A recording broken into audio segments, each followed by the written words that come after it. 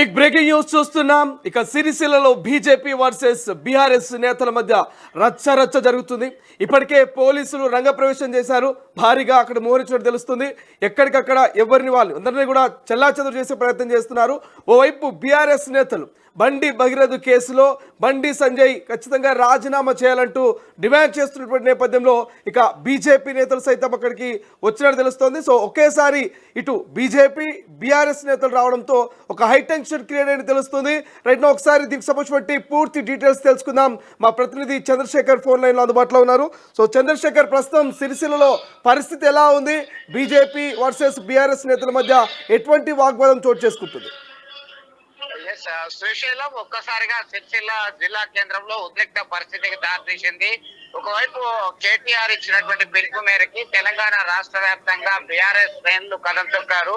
బండి సంజయ్ ని బర్తరఫ్ చేయాలి, లేదంటే తనంత తానుగా రాజీనామా చేయాలి ఈ భగీరథ్ విషయంలో అనేటువంటి కోణంలో పెద్ద ఎత్తున రచ్చ జరుగుతుంది. ఈ క్రమంలో భారతీయ జనతా పార్టీ కార్యకర్తలు సైతం పెద్ద ఎత్తున అక్కడికి రావడం జరిగింది. ఇరు వర్గాలకు మధ్య ఘర్షణ వాతావరణం జరిగింది.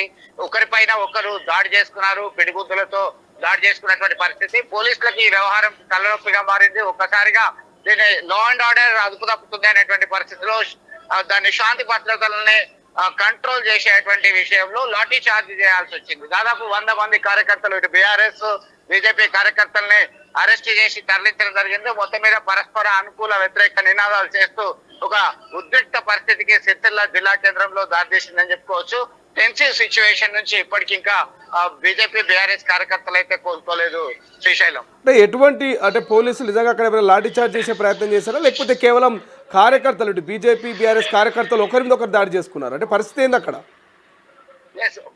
ముందుగా పరస్పరం భారతీయ జనతా పార్టీకి సంబంధించినటువంటి నేత కేంద్ర హోంశాఖ సహాయ మంత్రి బండి సంజయ్ రాజీనామా చేయాలి, బర్తరఫ్ చేయాలి అంటూ నినదిస్తూ బీఆర్ఎస్ సంబంధించినటువంటి నేతలు కార్యకర్తలు పెద్ద ఎత్తున రావడం జరిగింది. శ్రీశైలం దీన్ని అక్కడే అప్పటికే సిద్ధంగా ఉన్నటువంటి బీజేపీ శ్రేణులు కార్యకర్తలు పెద్ద ఎత్తున వీరు చేస్తున్నటువంటి కార్యక్రమాలను అడ్డుకున్నారు. ఈ అడ్డుకునేటువంటి నేపథ్యంలోనే పరస్పరం దాడి చేసుకున్నారు. దాడి చేసుకుంటుంటే అక్కడే ఉన్నటువంటి పోలీసులు సమాచారం అందుకున్నటువంటి వెంటనే వీరిపైన లాఠీ చార్జ్ చేశారు. లాఠీ చార్జ్ చేసిన తర్వాతనే పరిస్థితి అదుపులోకి వచ్చింది. ఇరు వర్గాలకు సంబంధించినటువంటి వారిని పోలీసులు అరెస్ట్ చేసి తరలించాల్సినటువంటి పరిస్థితి వచ్చింది. ఎందుకంటే లేదంటే మరింత ఉద్రిక్త పరిస్థితికి దారితీస్తుంది, కంట్రోల్ తప్పుతుంది అనేటువంటి కోణంలో పోలీసులు ఆలోచించారు. దీనిలో భాగంగానే మీరు సమన్వయం పాటించాలి, కొద్దిగా శాంతియుతంగా ఉండాలి అని చెప్పి పదే కోరినప్పటికీ ఎవరు వినలేదు. కాబట్టి ఇది చేయాల్సి వచ్చిందని పోలీసు వర్గాలు చెప్తున్నటువంటి పరిస్థితి. మొత్తం మీద ఈ హై టెన్సివ్ సిచ్యువేషన్ కి మాత్రం ప్రధానంగా బీఆర్ఎస్ బీజేపీ నేతలు కార్యకర్తల వైఖరి అని చెప్పుకోవచ్చు.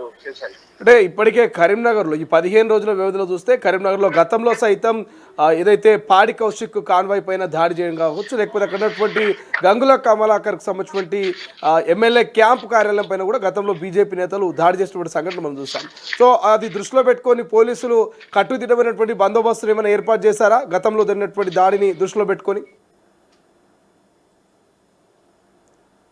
చంద్రశేఖర్ వినిపిస్తుందా? హలో. ఖచ్చితంగా శ్రీశైలం రైట్. అంటే గతంలో కరీంనగర్కి సంబంధించి కూడా ఏదైతే పాడి కౌశిక్ కారుపై ధ్వంసం జరిగింది, దాడి జరిగింది, అక్కడటువంటి ఎమ్మెల్యే క్యాంపు కార్యాలయం పైన కూడా గతంలో బీజేపీ నేతలు దాడి చేశారు. సో ఆ అంశాన్ని దృష్టిలో పెట్టుకొని పోలీసులు ప్రస్తుతం అక్కడ కట్టుదిట్టమైనటువంటి ఏర్పాట్లు బందోబస్తు ఏమైనా చేశారా? అటువంటి ప్రణాళిక సిద్ధమైందా? ఖచ్చితంగా. ఎందుకంటే పాడి కౌశిక్ రెడ్డి మీడియా సమావేశంలో మాట్లాడుతున్నటువంటి తరుణంలోనే బండి సంజయ్ కి వ్యతిరేకంగా ఆయన కామెంట్ చేశాడు అనేటువంటి ఉద్దేశంతో పెద్ద ఎత్తున బీజేపీ కార్యకర్తలు శ్రేణులు వచ్చి కరీంనగర్ ఎమ్మెల్యే గంగుల కమలాకర్ కార్యాలయంలో పాడి కౌశిక్ రెడ్డి మీడియా సమావేశం అడ్రస్ చేసిన కొన్ని నిమిషాల్లోనే ఆయన మీద దాడి చేసే ప్రయత్నం చేశారు. అక్కడ ఉన్నటువంటి ఫర్నిచర్ ధ్వంసం చేశారు, పూల కుండీలు ఎత్తేశారు, కిటికీ అద్దాలు సైతం ధ్వంసం చేశారు. దానికి ధీటుగా బీఆర్ఎస్ కార్యకర్తలు నేతలు సైతం బీజేపీ కార్యాలయం వైపు దూసుకొచ్చేటువంటి ప్రయత్నం చేసినటువంటి తరుణంలో ఒక్కసారిగా ఆ పరిస్థితిని మళ్ళీ రావద్దు అనేటువంటి కోణంలో పోలీసులు ముందస్తు చర్యలు తీసుకునేటువంటి ప్రయత్నం చేశారు. అప్పటికే పరస్పరం ఒకరిపై ఒకరు దాడి చేసుకునేటువంటి క్రమంలో ఖచ్చితంగా వేరే ఆల్టర్నేటివ్ లేదు. వీరి మీద లాఠీ చార్జ్ చేసి అదుపులోకి తీసుకురావాలనేటువంటి ఉద్దేశంతో పోలీసు అధికారులు ఇచ్చినటువంటి ఆదేశాల మేరకి ఒక్కసారిగా లాఠీ చార్జ్ చేయాల్సి వచ్చింది. లాఠీ చార్జ్ చేసిన తర్వాత పరిస్థితిని కంట్రోల్ చేసినటువంటి పరిస్థితిని మనం గమనించవచ్చు. Srisailam. Right, thank you Chandrashekar, thanks for update. ఇది మరొకసారి కరీంనగర్ జిల్లా ఇక ప్రధానంగా సిరిసిల్లలో బీఆర్ఎస్ వర్సెస్ బీజేపీ నేతల మధ్య రచ్చ కనిపిస్తుంది. ఇక ఓవైపు మరి హోంశాఖ సహాయ మంత్రి బండి సంజయ్ని బర్తరాఫ్ చేయాలంటూ ఖచ్చితంగా మరి రాజీనామా చేయాలంటూ సంజయ్కి వ్యతిరేకంగా బీఆర్ఎస్ కార్యకర్తలు ఆందోళన చేస్తూ ఉంటే మరి అది చూసిన బీజేపీ నేతలు రంగంలోకి దిగారు. సో ఇద్దరు ఒకేసారి రోడ్డుపైకి రావడంతో కొంత మరి ఘర్షణ ఏర్పడినట్టుగా తెలుస్తోంది. సో అది గమనించిన పోలీసులు అలర్ట్ అయ్యారు. అలర్ట్ అయ్యి వెంటనే ఎక్కడికక్కడ అక్కడటువంటి కార్యకర్తల్ని చెల్లాచెదురు చేసే ప్రయత్నం చేశారు. కొంతమందిని అరెస్ట్ చేసినట్టుగా తెలుస్తోంది. సో దీనికి సంబంధించిన అప్డేట్ చూస్తున్నాం. రాజన్న సిరిసిల్ల జిల్లా కేంద్రం సిరిసిల్లలో ఈ తీవ్ర ఉధృతుల చోటు చేసుకుంది. కేంద్ర మంత్రి బండి సంజయ్ తన పదవికి రాజీనామా చేయాలంటూ బీఆర్ఎస్ శ్రేణులు సిరిసిల్లలో ధర్నాకు దిగగా దానికి కౌంటర్గా బీజేపీ శ్రేణులు కూడా బీఆర్ఎస్కు వ్యతిరేకంగా రోడ్డుపైకి వచ్చారు. సిరిసిల్లలోని నేతన్న చౌరస్తా వేదికగా బీజేపీ బీఆర్ఎస్ శ్రేణులు పోటాపోటీన ధర్నాలకు దిగడంతో పరిస్థితి ఒక్కసారిగా చేచారిపోయింది. ఇరు పార్టీల కార్యకర్తలు ముఖాముఖిగా నిలబడి పరస్పర నినాదాలతో చౌరస్తాను దద్దరిల్లా చేశారు. ఒకవైపు బండి సంజయ్ డౌన్ అంటూ బీఆర్ఎస్ నేతలు, మరోవైపు కేటీఆర్ డౌన్ అంటూ బీజేపీ శ్రేణులు భారీ ఎత్తున నినాదాలు చేస్తూ ఒకరిపైకొకరు దూసుకెళ్తున్నారు. ఈ క్రమంలో ఇరు వర్గాల మధ్య మాటల యుద్ధం కాస్త తీవ్ర ఘర్షణకు దారితీసింది. ఇరు పార్టీల నాయకులు కార్యకర్తలు కొట్టుకునే స్థాయికి చేరమే కాకుండా ఒకరిపై ఒకరు చెప్పులు విసురుకుంటూ వీరంగం సృష్టించారు. పరిస్థితి ఉధృతంగా మారడంతో రంగంలోకి దిగిన పోలీసులు ఇరు పార్టీ నాయకులను కార్యకర్తలను అదుపులోకి తీసుకునే ప్రయత్నం చేశారు. ఉభయ పార్టీ నేతలు పోలీసులకు ముప్పు తిప్పలు పెట్టడంతో పరిస్థితిని అదుపు చేయడానికి పోలీసులు లాఠీచార్జ్ చేయాల్సి వచ్చింది. ఇక ఆకస్మికంగా పొలిటికల్ వార్తో సిరిసిల్ల పట్టణంలో ఎక్కడికక్కడ ట్రాఫిక్ పూర్తిగా నిలిచిపోయింది. వాహనదారులు స్థానికులు తీవ్ర భయాందోళనకు గురయ్యారు. ప్రస్తుతం ఎలాంటి అవాంఛనీయ సంఘటనలు జరగకుండా సిరిసిల్ల నేతన్న చౌరస్తా వద్ద పోలీసులు భారీగా మోహరించినట్టుగా తెలుస్తోంది. సో ఇదైతే ఒక్కసారిగా నిజంగా తీవ్రమైనటువంటి ఘర్షణకు దారితీసే అవకాశం ఉందంటూ పోలీసులు అలర్ట్ అయినటువంటి పరిస్థితి.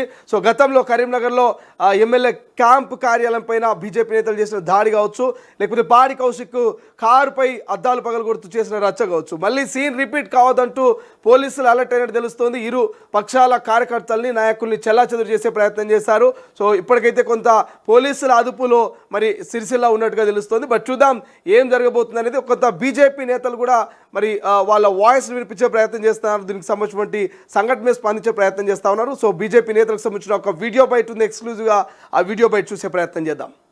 9 సంవత్సరాల కింద స్థానిక శాసనసభ్యుడు మంత్రిగా ఉన్నప్పుడు రాష్ట్రంలో అతని బినామీ సంస్థ అయిన గ్లోబరీనా సంస్థ యొక్క నిర్వాహకం వల్ల 3 లక్షల మంది ఇంటర్ విద్యార్థులు ఇబ్బంది పడి వాళ్ళ జీవితాలను కోల్పోయి మరి నిరాశతోటి 29 మంది విద్యార్థులు ఆత్మహత్య చేసుకొని బలిదానం అయితే ఇప్పటి వరకు గ్లోబరీనా సంస్థ మీద ఎలాంటి విచారణ చేయలేదు.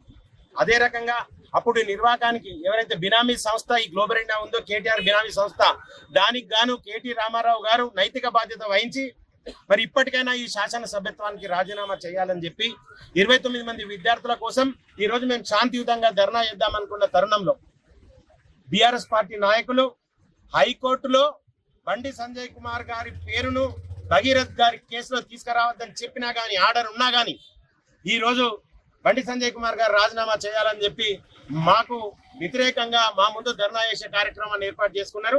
మేము శాంతియుతంగా ఉన్నాం. మరి ఈ కార్యక్రమంలో పోలీసు వారు దీంట్లో ఎంటర్ అయి మరి ఏకపక్ష నిర్ణయంతో మా మీద లాఠీ చార్జ్ చేయడం జరిగింది.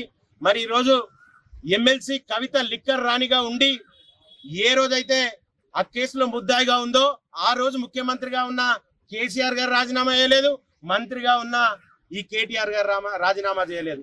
జన్వాడ ఫామ్ హౌస్ లో ఈ కేటీ రామారావు యొక్క బావమరిది డ్రగ్స్ కేసులో నిందితుగా ఉన్నప్పుడు కేటీ రామారావు ఎందుకు రాజీనామా చేయలేదు? మరి వీటన్నింటిని దృష్టిలో పట్టుకొని సిగ్గుతోటి చచ్చిపోవాలి. బీరాజ్ కార్యకర్తలు ఎవరైతే నాయకులు ఎవరైతే ఈ రోజు కార్యక్రమం చేయడానికి వచ్చిండ్రో వాళ్ళందరూ చావాల్సిన పరిస్థితి ఉన్నది. ఈ రోజు ఇక్కడ ఎమ్మెల్యేగా ఉన్న కేటీ రామారావు అధికారంలో ఉన్నప్పుడు చేసిన కార్యక్రమాలన్నిటికీ పాపాల పుట్ట బయటకు వచ్చినట్టు ఒక్కొక్క పుట్ట బయటకు వస్తుంది. రానున్న రోజుల్లో కేటీ రామారావును సిరిసిల్లలో తిరగనీయం. ఎట్టి పరిస్థితుల్లోనూ బీఆర్ఎస్ పార్టీ అంతానికి కృషి చేస్తామని మీ ద్వారా తెలియజేస్తున్నాం. భారత్ మాతాకి జై.